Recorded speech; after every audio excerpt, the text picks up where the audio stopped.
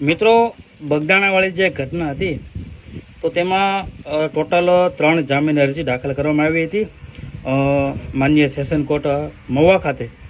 તો એમાં એક આગોતરા જામીન અરજી અને 2 રેગ્યુલર જામીન અરજી દાખલ કરવામાં આવી હતી. તો જે આગોતરા જામીન અરજી હતી તે વિડ્રો કરવામાં આવી છે અને બીજી જે જામીન અરજી હતી તો તેમાં ટોટલ 8 આરોપીઓ હતા. જેમાંની પ્રથમ જામીન અરજી છે એમાં છે 7 આરોપી છે: રાજુભાઈ, વીરુભાઈ, હાતુભાઈ, ભાવેશભાઈ, વિરેન્દ્રભાઈ, પંકજભાઈ ને સનીભાઈ. અને બીજી જે જામીન અરજી હતી એમાં ઉત્તમભાઈ બાંભણિયા દ્વારા કરવામાં આવી હતી. તો તારીખ 2/2/2026ના રોજ માન્ય સેશન કોર્ટ મહુવાથી આ લોકોને કડક શરતી જામીનને બેઝ ઉપર જામીન ઉપર મુક્ત કરવામાં આવેલા છે. તો માન્ય કોર્ટ દ્વારા જે ખૂબ જ 11 પ્રકારના શરતી જામીનથી આ લોકોને જામીન પર મુક્ત કરવામાં આવેલા છે. તો એ બાબતે તમને માહિતી આપવા માટે આવ્યો છું. તો તેમાં પ્રથમ શરત છે કે અરજદાર આરોપીઓ દ્વારા તપાસમાં સાથ અને સહકાર સંપૂર્ણપણે આપવાનો રહેશે.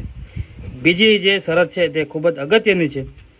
તો અરજદાર આરોપીઓ દ્વારા હાલના કેસની ગુણદોષની ચર્ચા સોશિયલ મીડિયામાં કે પ્રિન્ટ મીડિયામાં કરવાની રહેતી નથી અને હાલના કેસની ગુણદોષની ચર્ચા કોઈપણ સોશિયલ મીડિયામાં પોસ્ટ પણ મૂકવાની રહેતી નથી કે પછી ત્રાહિત વ્યક્તિ દ્વારા જો કોઈ પોસ્ટ મૂકવામાં આવે તો એમાં કોમેન્ટ પણ પાસ કરવાની રહેતી નથી. ત્રીજી શરત છે કે અરજદાર આરોપીઓ દ્વારા ફોટો અને આઈડેન્ટિટી પ્રૂફ ધરાવતા હોય તો જામીન સાથે રજૂ કરવા. ચોથી શરત, અરજદાર આરોપી દ્વારા ફરિયાદી પક્ષને કે સાહેબને ધાકધમકી કે પુરાવા સાથે છેડખાની કરવી નહીં. પાંચમી શરત છે, અરજદાર આરોપીઓ પોતાનું રહેઠાણનું પાકું સરનામું, પાકા મોબાઈલ નંબર તે સોગંદનામું સાથે જેલમાં મુક્ત થયા બાદ 3 દિવસમાં રજૂ કરવાનું રહેશે અને રહેઠાણનું સરનામું કોર્ટની પરવાનગી વગર બદલવાનું રહેતું નથી.